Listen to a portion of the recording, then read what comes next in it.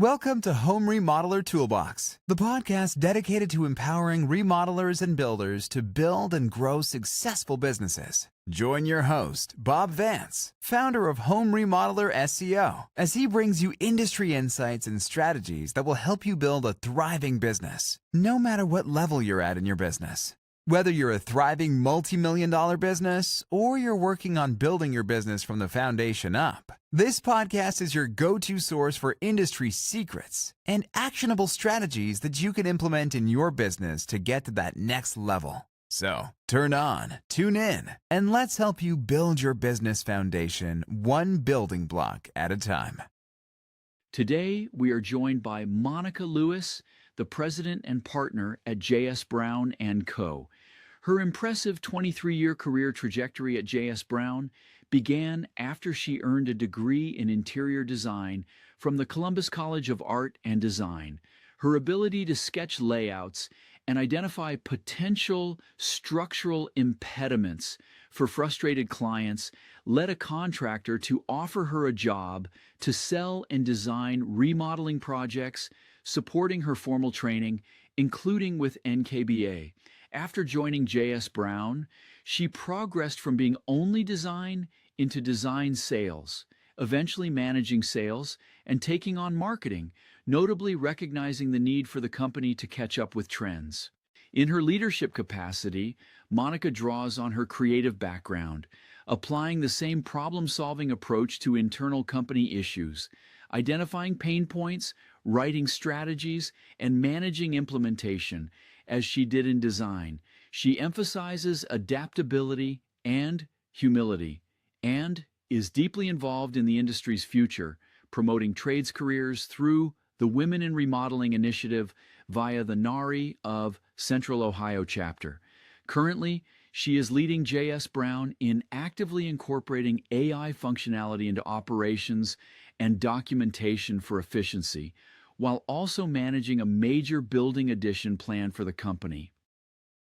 Well, hello, everyone, and welcome back to the Home Remodeler Toolbox today. Monica, welcome to the show. Really glad to have you on today. Thank you, Bob. I'm really excited to be here. I'm looking forward to it. Awesome. Yeah, I'm really excited to jump into some topics with you. Let's start with just kind of where you started your remodeling journey. Was there any defining moment that really took you into remodeling, and then what brought you into J.S. Brown and Company, and the remarkable career trajectory that you've experienced there? Kind of three questions in one there, I think, maybe. Yeah. I think I can give you the background, try to give you the Cliff Notes version. My degree is in interior design. I graduated from the Columbus College of Art and Design here in town and left there feeling very passionate about the bigger, more substantial changes you can make in a space, and less excited about sort of the dressing of the space, if you will. That didn't interest me as much.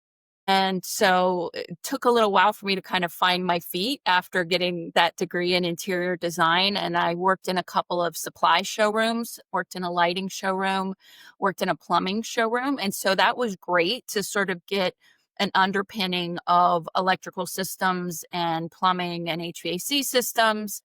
I worked also for a cabinet and appliance showroom. And so that gave me a nice broad base. But what I really loved was when I was working with clients in a showroom and they were making selections and they were frustrated because they really liked a particular thing, but they weren't sure it would fit or couldn't make it work with their floor plan. And for the builders that I had a good relationship with, and the remodeling contractors that I had a good relationship with, and I knew they wouldn't mind, I would say, well, let me just sketch something up here for you real quick and you can take it back to them and see if it's possible. I said, there might be mechanical or structural impediments here, but here's an idea for a layout that would let you get what you say you want in this space. And one of those contractors then offered me a job and said, well, clearly you're able to do this. And would you like to come and work for me and learn how to sell and design remodeling projects? And I did, and I learned a tremendous amount there. It was more of an entry-level type a remodeling company. So pretty conservative on pricing and the types of things that we did, but a fabulous learning ground for me. And he was very supportive of training. So if I needed more confidence in kitchens, which I did right off the bat, he said, "Let me send you to NKBA, and you'll learn some things there, or Teneri training." So that was great. And then eventually found my way to JS Brown and Company. And when I first got here, I was a little disillusioned with the sales process. I'd worked for a couple of different companies and felt a little disillusioned with that. Like maybe we weren't treated as fairly as we could have been in some of those situations, and thought that's what sales was, only to learn, well, that was the particular perspective of those companies, right? So once I got to JS Brown and I realized how we operated and how the ownership felt and how management felt about the team, I was like, oh, well, I'll sell here. Like, this is clearly a different environment. So I moved from being only design into design sales, I think really in that first year that I was here. And then worked in sales for quite a while, then went into managing sales.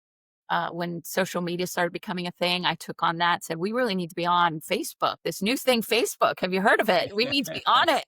Yeah. And sort of took that over and sort of dabbled in marketing a bit since then. And then in 2019, we had a little bit of a leadership crisis. And Jeff Brown, the owner of the company, said, well, hey, would you be willing to step in as VP? And I said, uh, so in fact, why don't you make it acting VP, just to make sure I like it and you're happy with it.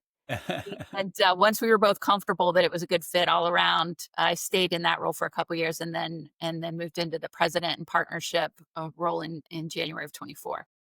Wow. Wow. What a remarkable journey. Well, congratulations, just from going from the entry level and now you're president and part of the ownership team.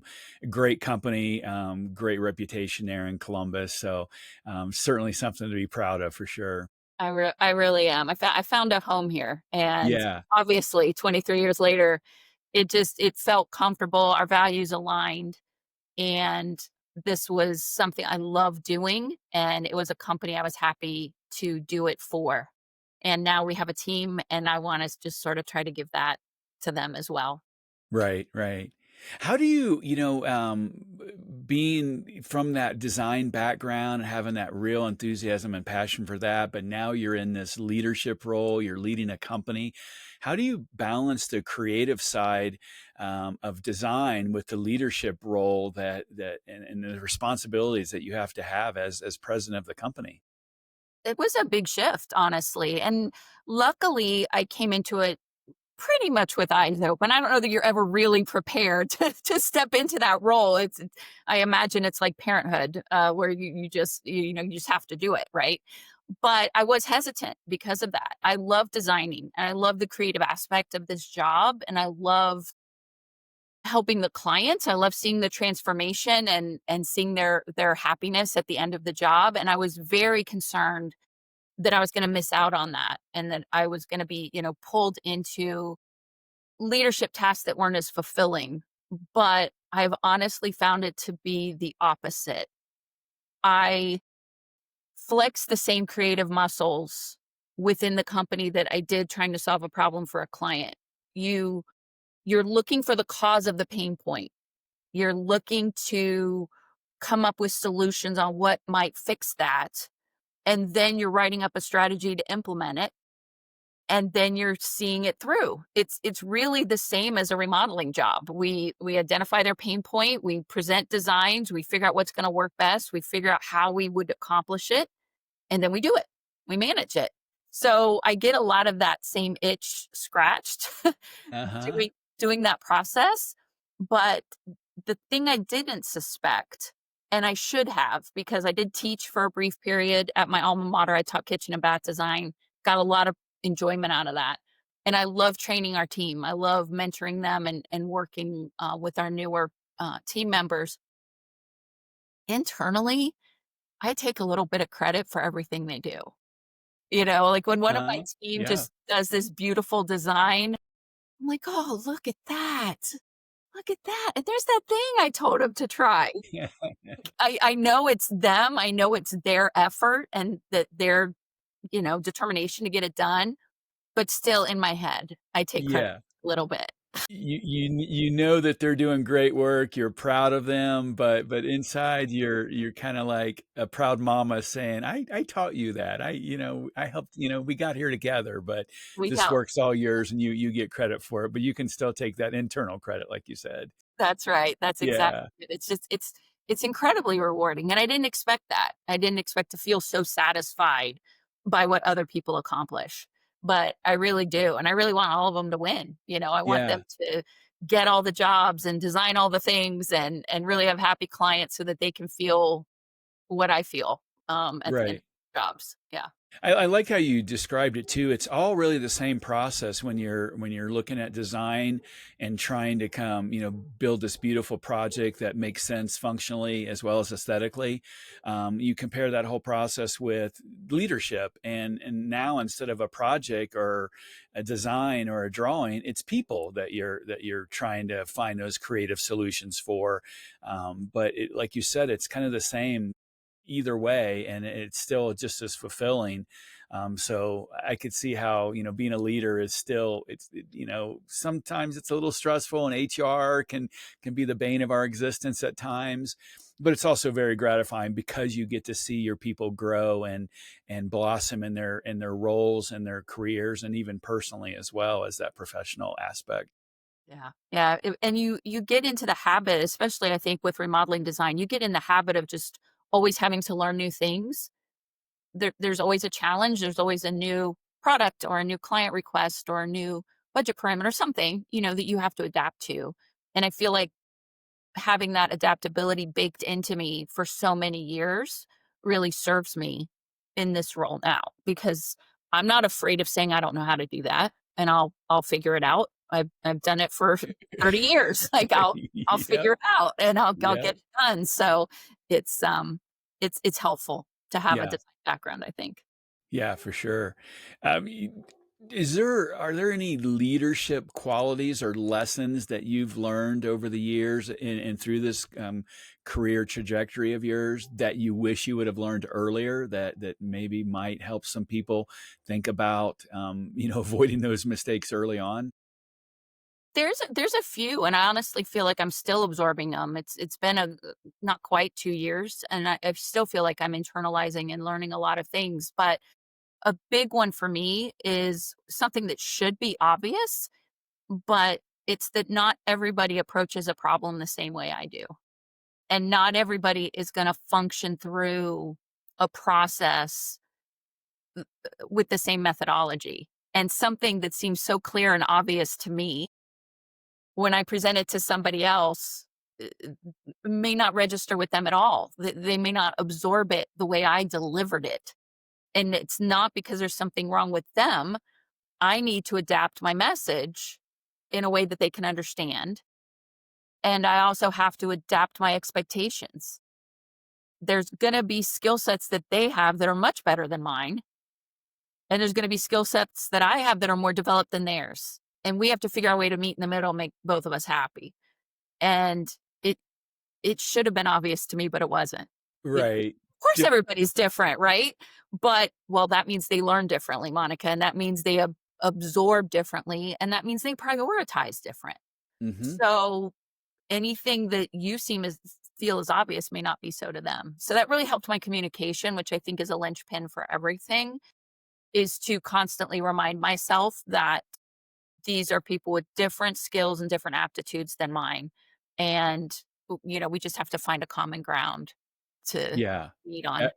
Everyone sees life and work through a different lens, and it's easy for us to say, oh well, this is just so easy, why aren't you getting this? And we have to step back as leaders and as mentors and educators and say, well, what angle are you looking at it from? Is it different from mine? Maybe it will open something up in you to say, oh wow, I never looked at it from that point of view either.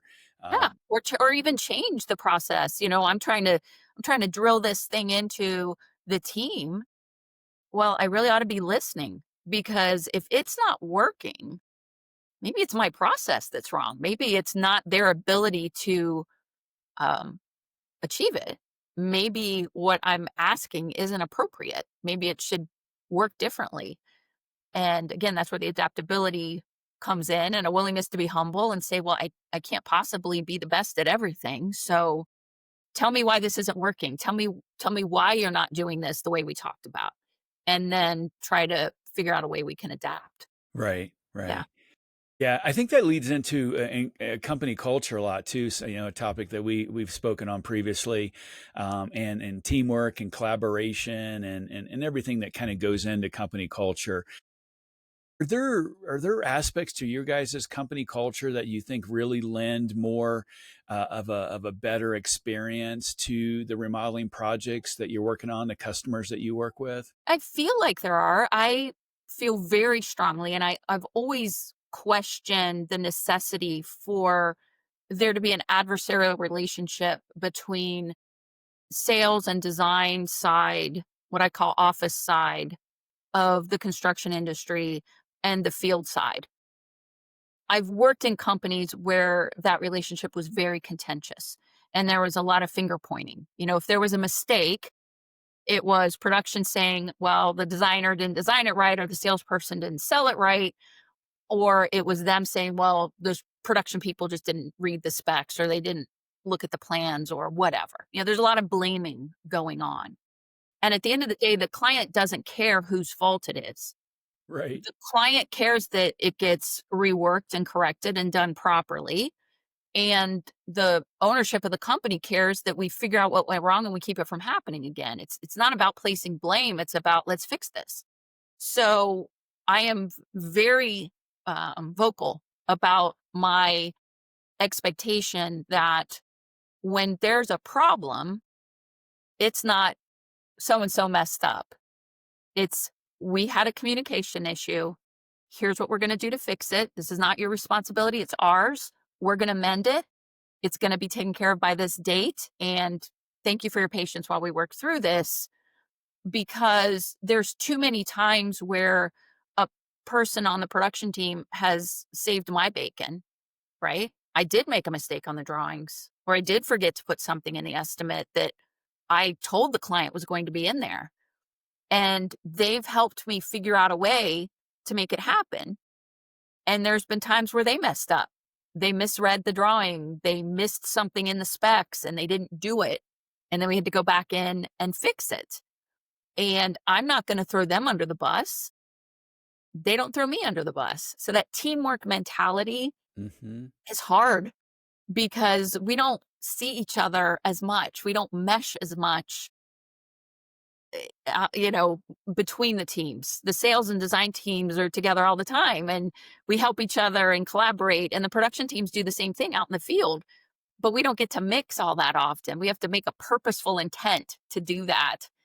And so it's important to me that because we don't get to see each other as much, that we are very respectful of each other's talents and the fact that it takes both of us to bring this ship into port, and we better be working together or it's not going to happen.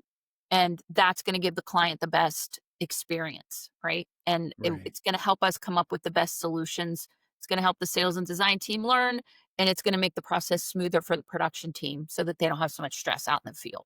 Yeah, yeah. Everyone working together, like you said, everyone bringing that ship into port together, instead of being individuals or that blame game. Like we do the same thing in our company where it's like, this happened. I don't care, you know, who or why really, but let's, well, the why, of course, let's fix Yeah. that, but let's just fix the problem. Well, let's address the problem. What do we need to do? And internally, what do we need to do in terms of clients? And you just move forward and learn from it. There's no sense in the blame game, pointing fingers doesn't help. It's not constructive. Everyone's on a different path, a different plane in terms of their knowledge and or lack of knowledge of the like you said, from sales to design. Not there's not a lot of every bit of knowledge doesn't cross that barrier, and so you've got to kind of figure out how to come together and help work together as a team. And I think that's one of the beauties of company culture and developing that is really that spark, that creative spark that leads to more and more collaboration. it really helps you grow, helps your team bring them closer together. And that's always fun to see as well. When you're probably standing back and you're seeing your salespeople or designers like going back and forth, and you're just sitting there watching, Yeah. like the mother hen, you're probably like, this is great. I love this. This is why we're here. This is why we do this. Yeah. And I love seeing, because we're on Builder Trend, so it's a project management platform where all the communication happens. And while I can't say that I read word for word every email or message that crosses over me, I do glance at them, right? And I do have a finger on the pulse of where the jobs are going.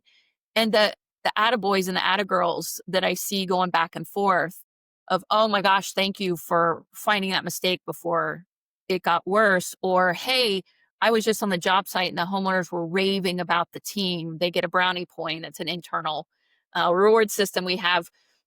Give them a brownie point. The clients could not be happier with the guys in the field on this job. And I love seeing that. I mean, nothing makes me smile bigger than seeing them appreciate each other. Yeah. Because the clients are happy, right? All of that is just a big old love fest, and there's nothing better than those feelings, Yeah. It's like all a thing. yep. So get together and hug it out. Yeah. um, obviously remodeling has always been kind of known as a male dominated profession.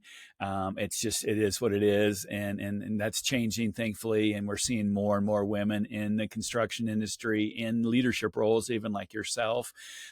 What are some of the challenges that you've faced as a woman in remodeling as well as in leadership? And how have you overcome some of those challenges? I feel fairly lucky that I never experienced any of the really awful things that some of my female colleagues have. We talk and, and we know,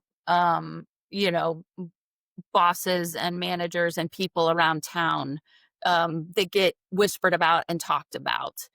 And I've been next to it and didn't even know it was happening, So I am cognizant of the fact that it's out there, and feel very privileged that my stuff was much easier, much simpler to deal with. And I think I suffered it more when I was younger.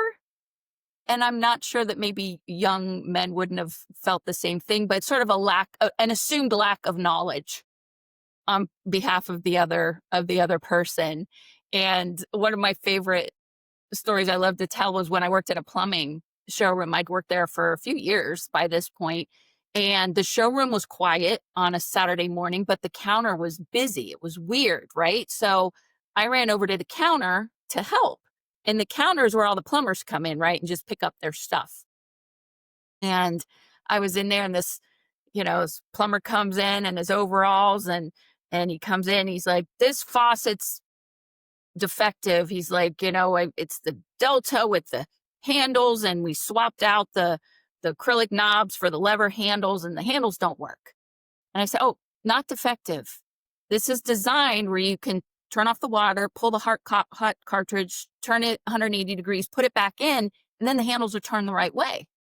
They'll go instead of the same direction, they'll go both towards it. And he just cocks his head and he looks at me. He says, honey, is there a man I can talk to? I said, there sure is. And so I went and got my coworker. He came over, listened to the guy's story, told him the exact same thing I said. Mm-hmm. And to this guy's credit, he said, well, that's the same thing she told me. And my coworker said, well, I'm not surprised. She trained me. And it was just like a validation moment, right? And so there are those moments where somebody assumes you don't know anything because you're a woman. And I'm sensitive to the fact that I've never swung a hammer professionally. And I'm very willing to say there are things I don't know. But the things I do know, I'm confident in those. And I think luckily time has given me the opportunity to prove myself. And I get less of it than I used to. And I tell my young women coming in, learn as much as you can, as fast as you can. Admit when you don't know something. You just haven't had that experience yet, and that's okay. But do understand that sometimes them assuming you don't know anything works to your advantage. And you're that much more impressive when you do know the answer, so it can work for you. And I feel like on the sales and design side, there are more women. And so you can, feel a little solidarity there. I'm still looking for the day where we see a lot more female faces applying for our field jobs, and um, to be out there working in homes, instead of here in the office. And that's Right. been slower coming. And honestly, that's where the higher demand is. Hmm. We're desperate for those folks. How do you think companies can go about attracting female talent in those roles and educating them, retaining them, elevating them in that position and where they don't really maybe think they belong? What do you think some strategies that companies could employ there? Well, I think if you're a company where the women who work there feel comfortable, right, and that they're willing to recommend to their connections, hey, this is a good place to work. You'll be safe here. This is a good place, and that takes time, right? You have to work there a little bit. You have to feel like your manager's heart to a degree, and that they're going to be welcoming to that. I think our industry can help. Companies can band together and have, career fairs, or you could go to, schools, whether it's high school or intermediate college or college, universities or things like that, and say, hey, we're looking for people, you know, men and women. We need you both in the field, and maybe just highlighting a little bit. Hey, these are women in the field that are happy to be in the field, and they make a good living. They're makers at heart, and they get to make things all day. And this is a career path that you might not have considered, but it's viable. And just shining a light on that a little more often and saying, hey, there are women out here and we could use more, I think would go a long way. Right. Just getting the word out, Mhm. you know. I know that you're also involved in women in remodeling as part of the NARI chapter. NARI, obviously, a great voice for the industry, great association to be a part of. Tell me a little bit about NARI and the women in remodeling role that you hold there in mentoring and trying to help facilitate more women coming into the construction and remodeling industry. Yeah, sure. Yeah, NARI's near and dear to my heart. I've gotten a lot of training from NARI over the years. Our company holds an accreditation from NARI, and we've got lots of certified team members on staff. And that opportunity to network, right, and learn from other people is important. And we, at the local level, our local chapter, which is in the area of Central Ohio, I had gotten together with a female business owner who owns a painting company.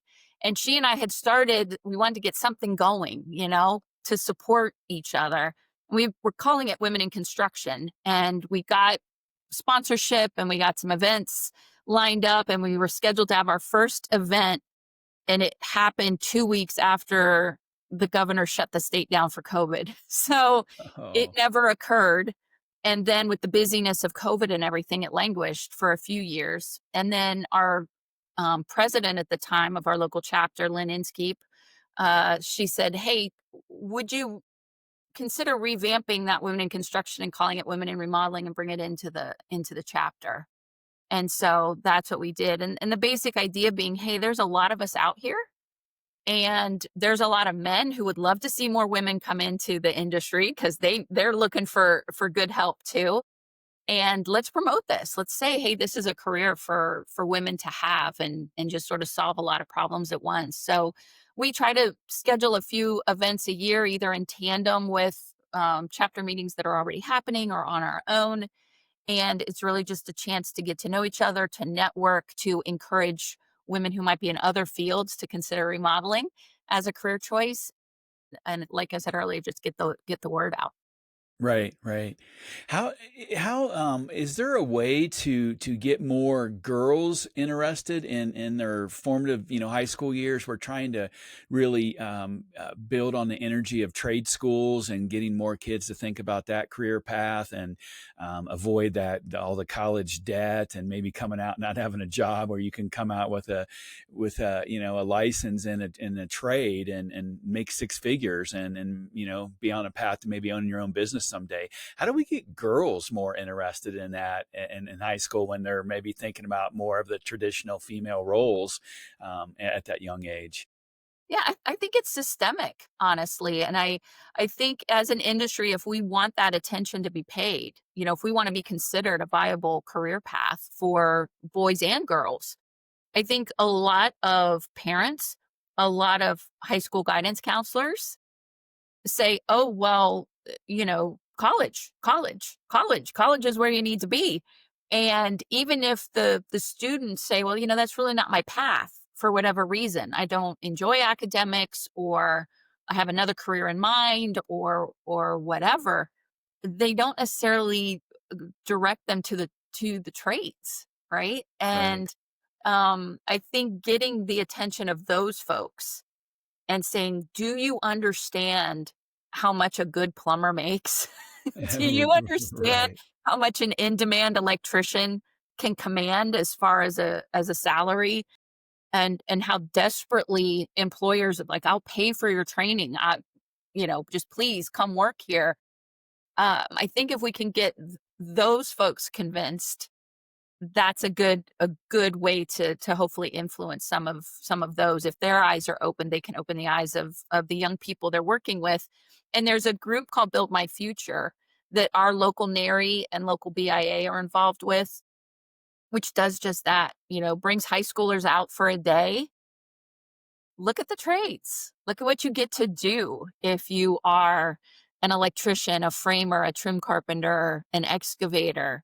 I mean, who doesn't want to get into one of those, backhoes and like try it out, right? Like, For sure.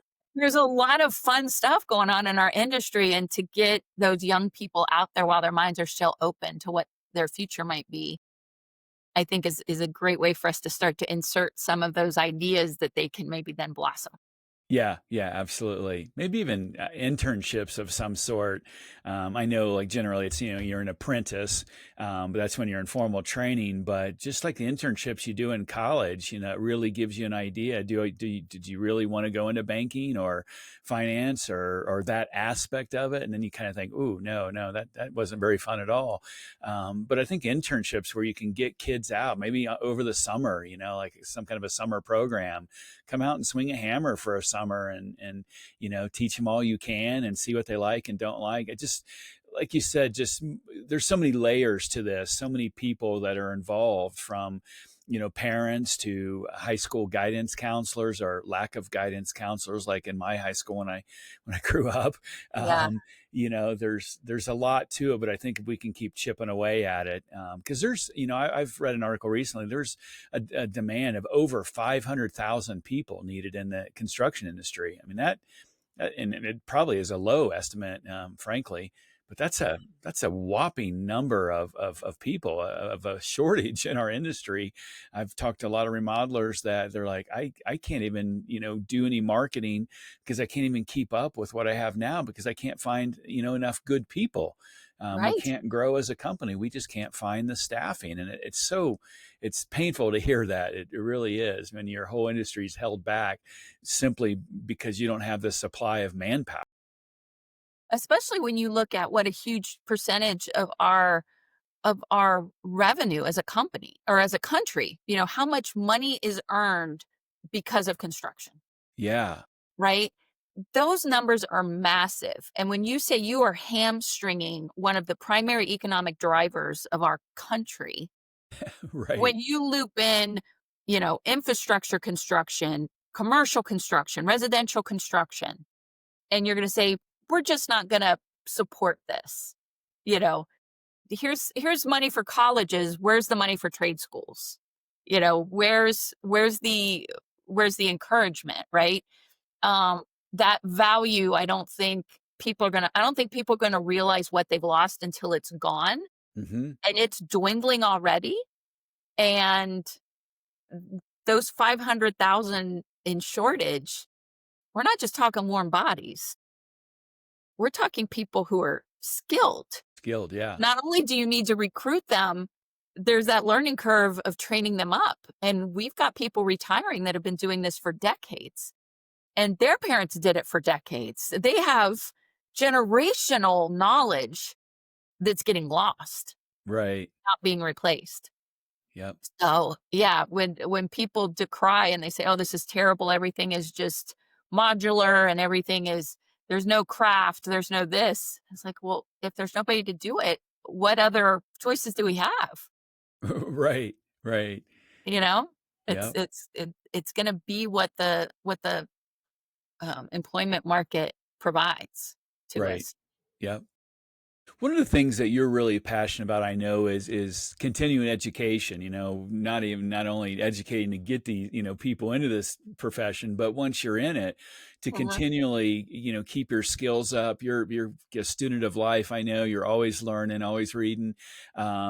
Getting more accreditations for yourself, for people, as well as for your company. How do you see that continuing education component continually, I guess, reshaping the remodeling industry? I obviously I've been in this industry, just for my whole adult career. So I don't have insight into what others do, but I have to believe that we are right up there with medical professionals and technology professionals in terms of the amount of new information that we not only have to absorb, but practice. We have to turn around and practice it immediately. And we have to, with remodeling, we have to incorporate it with all of the best practices and technologies that have been going on for a couple hundred years, right? Right. So not only do I have to learn, oh, this is the best new way to flash a window, I have to figure out, okay, I've got this best new way to flash a window, but now I'm putting it into a house that was built in 1910. How does it work now? Right.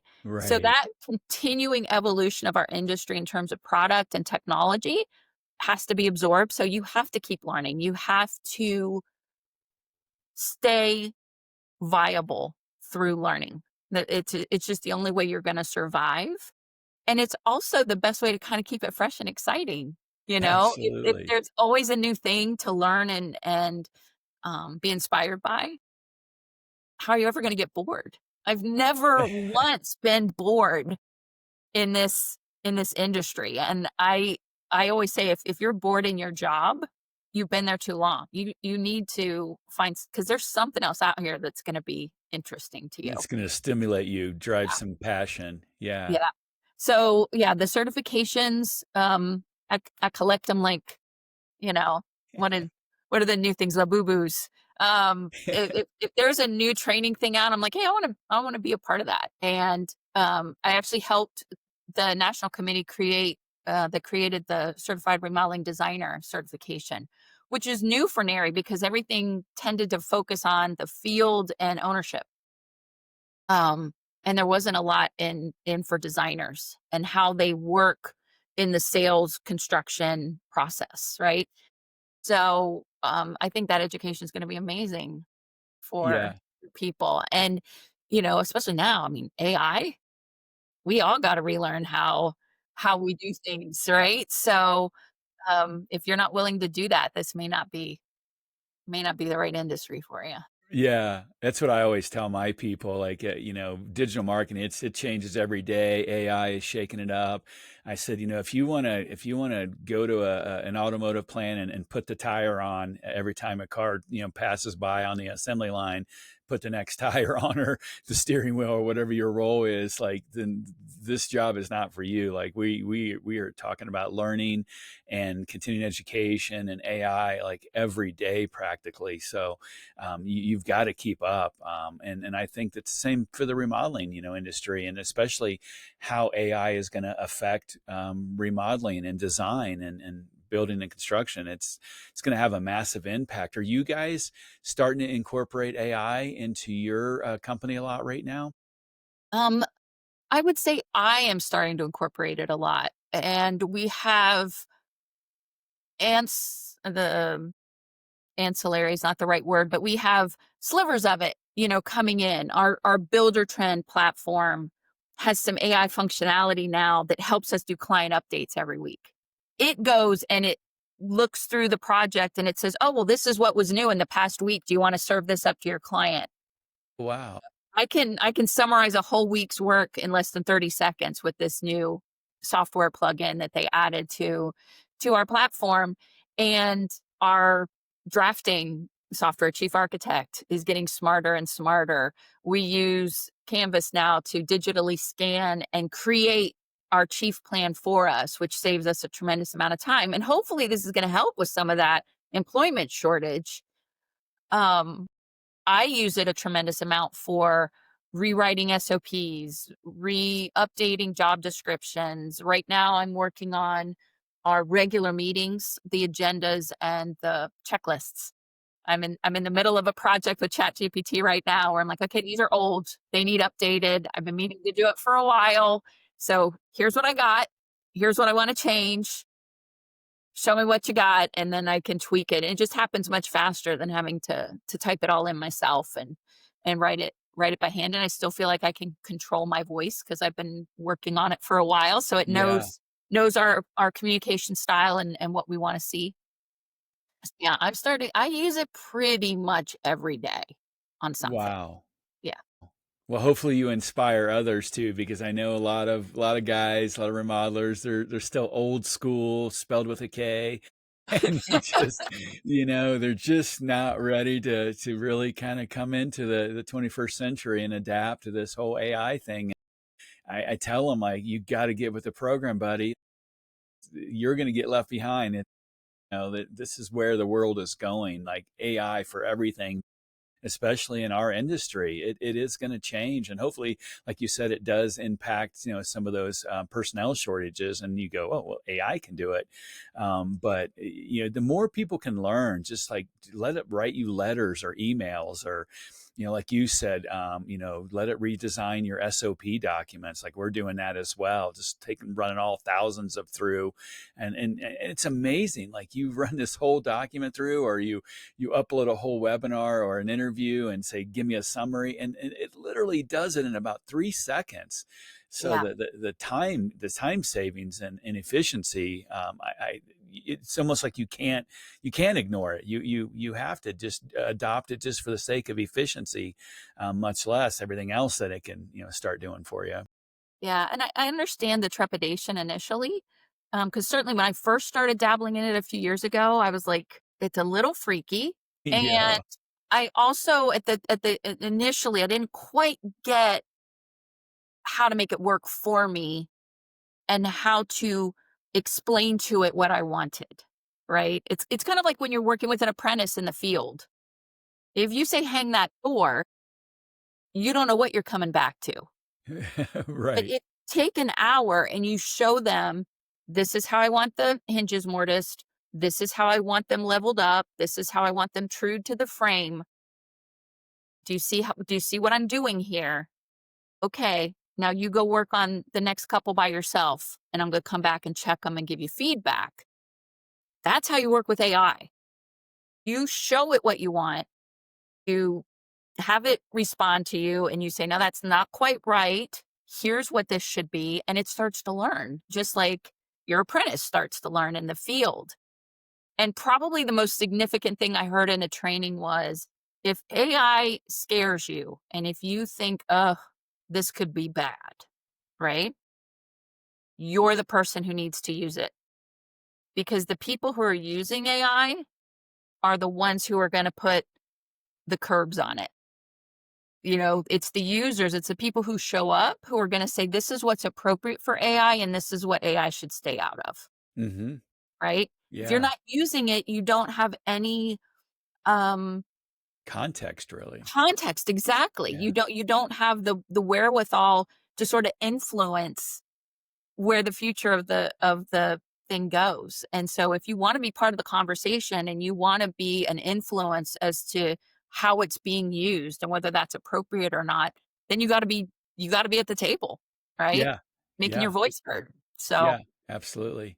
What about for in terms of advice for all those other remodelers out there that just say that they're just too busy to learn AI, to jump into all this continuing education, because all of us, we get busy with all the day to day, and your day starts out great, and before lunch it's all mucked up already, and you're just like, God, how did this train go off the rails so badly? Where do yeah, I fit this continuing education in? We've been talking about it with our team, like, don't wait till Friday and kid yourself and think you're going to just stop and start reading stuff on a Friday afternoon. Like, get your continuing education in at the beginning of the week, because we encourage it every week. What would you say to those that are out there that just don't feel like they have time to do this continuing education, or to learn about AI? How would you kind of maybe shake them and whip them into shape? I'm gonna use an example. When I was a young cabinet designer, and I would get these huge cabinet orders, the confirmation. I'd write up the order, I'd send it to the manufacturer, they'd send it back to me, and this is your confirmation. Check it over. You've got 24 hours to make any corrections and send it back to me. One of my orders had a mistake on it. I'd sent it incorrectly, but the manufacturer made a mistake. And I didn't catch it. And the order came in and the cabinet was wrong. And this young designer was like talking to the rep and saying, "Can you help me out with this? Can you get me a new cabinet? See, here's my order. It was right on my order. And, you guys got it wrong." And he's like, "Why didn't you check the confirmation?" I said, "I'm busy. Do you know how many jobs I have going on? I don't have time to sit down and spend half an hour going over a document that I already sent to you once." Right. And he said, "Monica, if you don't have time to check the confirmation, how in the world are you going to have time to deal with the problem that it causes later? If you don't have time to get better and faster at your job, how are you going to function later?" Right? Right. You owe that to yourself. You owe it to your team. They're counting on you to provide them a workplace, right? They're counting on you for their livelihood. And you're telling me you don't have time to get better at a new skill that is radically influencing your industry Right. and get up to speed on it. That's like saying I don't have time to learn CAD. I'm too busy doing my drawings by hand. I don't have time to learn to do CAD. Even though it's going to make you 10 times faster. Yeah. You got to stop and figure it out. Yep. Yep. You can't put your head in the sand, especially as technology keeps advancing. And right now, I mean, I read a lot on AI, and I follow Elon Musk, who is really leading the charge. And then you listen to these guys from the chip companies and AI companies, and they're talking about the acceleration is going to be like nothing we've ever seen before. So if you think learning and keeping up till now has been tough, wait till you see what's coming the next 10, 20 years. Like you said, you've got to set time aside to learn. You have to learn this for the sake of efficiency, if anything, as well as just to get smarter and more knowledgeable, and be able to stand out from other companies out there that just have not, gotten on the bus. Yeah, I heard somebody say recently that, and granted, right now it's still very iffy. I was playing around with Grok the other day just to see what it could do. Here's a space. We want to do this kitchen with this style, and we want to include this. And I mean, the mistakes were rampant, right? It can give a feel, right? Which sometimes that's all you need for the client to just say, "Okay, do you like this feel?" And then I'll make something that works, right? Right. So for a communication piece, it's already good enough. But eventually it is going to get good enough, right? And it is going to have an accurate drawing. And so at that point, the speaker was being asked, "Well, isn't this going to steal jobs from designers?" And what the presenter said was, "Well, did computer assisted drafting steal jobs from draftspeople? No. No. But people who could use CAD stole jobs from people who couldn't." Right. And designers who know how to use AI to generate or iterate designs that they've already come up with, and I just need you to refine this and I need you to add that. salespeople who know how to use AI to iterate and to help them do their jobs better. Um, those are going to be the people who are more competitive in the marketplace.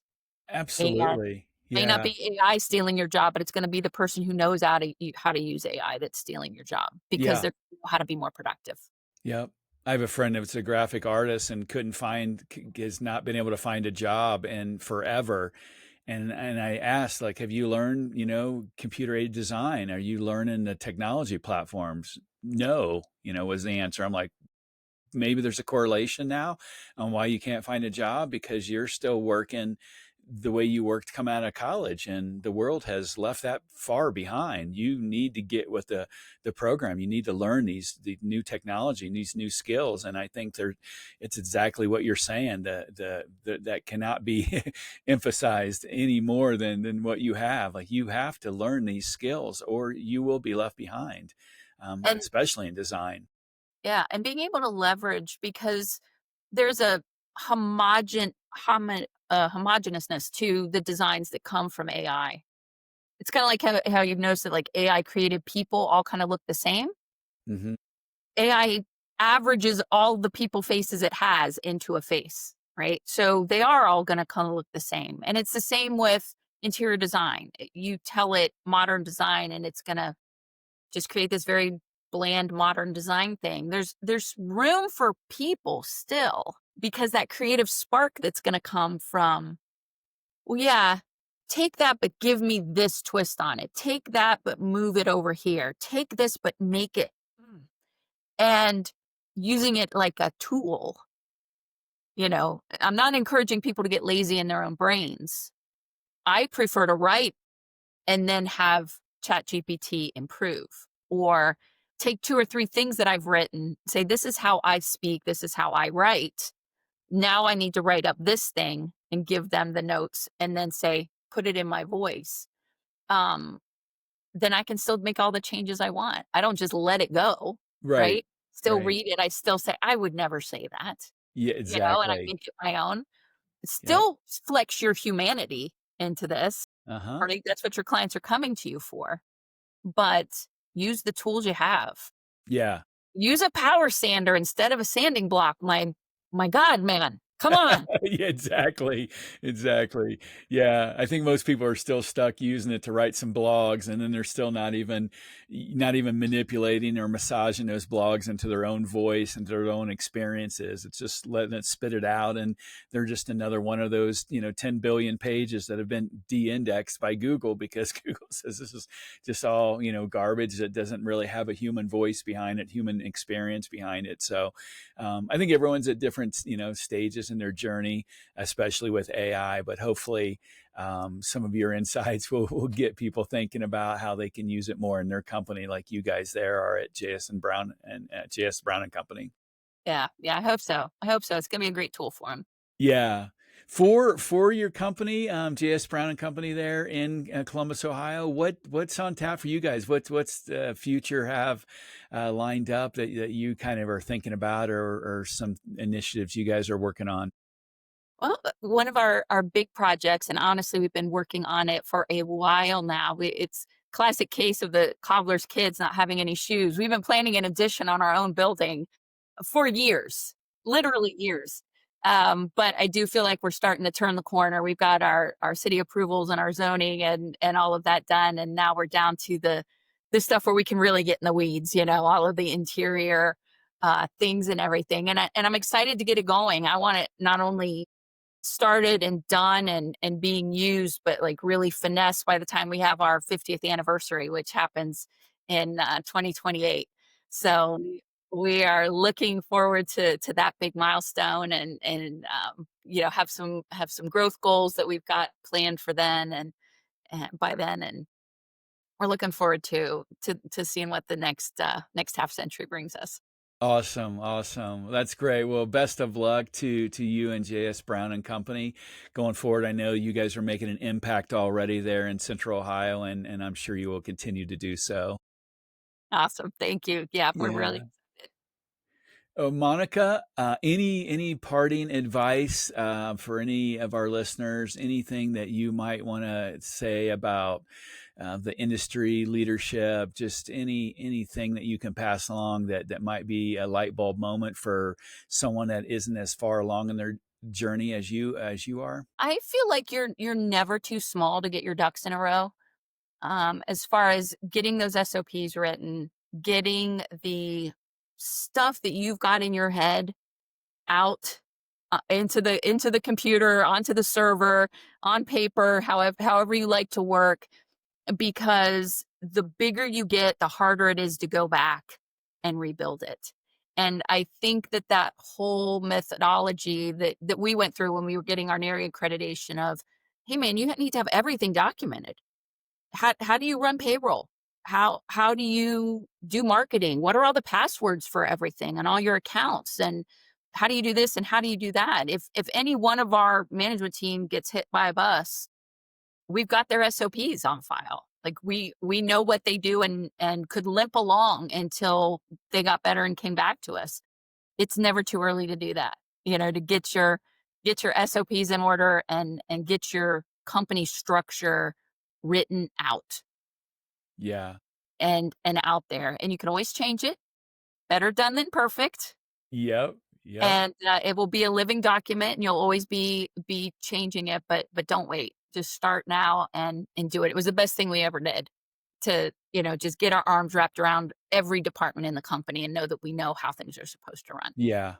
Build little by little, like you said, better done than perfect. Keep evolving it, keep perfecting it, but don't treat it like that, that finished basement that you got to tear out after you've, built it up and decide that I need to tear all this out and start over, because we know how hard that is.